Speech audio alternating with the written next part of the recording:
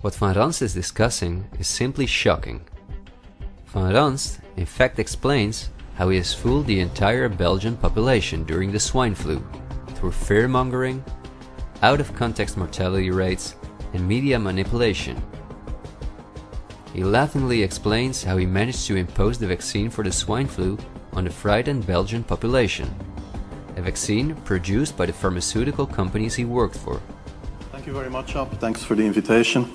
And I was asked to tell you about my experiences being the crisis manager, the flu commissioner for Belgium, and highlighting the communication. And then you have one opportunity to do it right. I mean, day one is so important.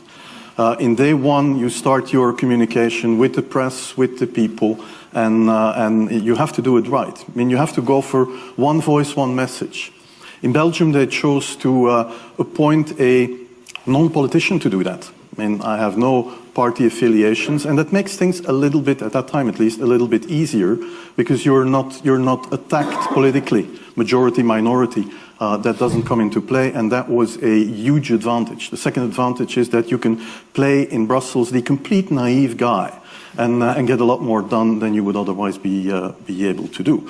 You have to be omnipresent that first day or the first days, so that you attract the media attention. You make an agreement with them that you will tell them all, and if they call, you will pick up the phone. When you do that, then you can profit from these early days to get complete carpet coverage of the field, and they're not going to search for alternative voices there.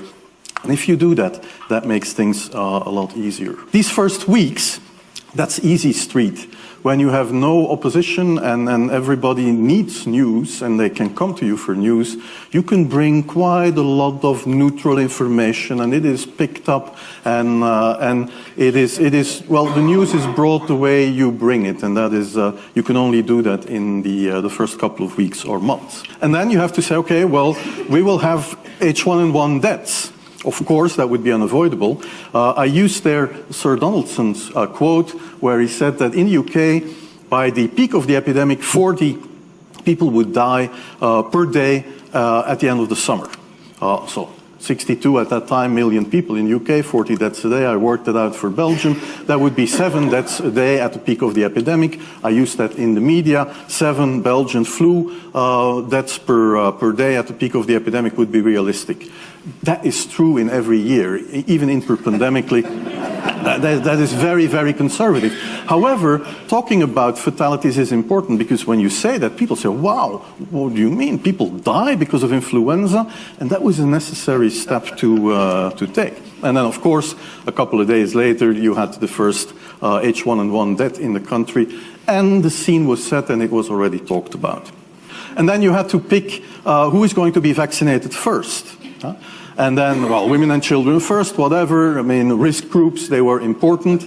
And then I misused the fact that the top football soccer clubs in Belgium inappropriately and against all agreements vaccinated they made their soccer players priority people.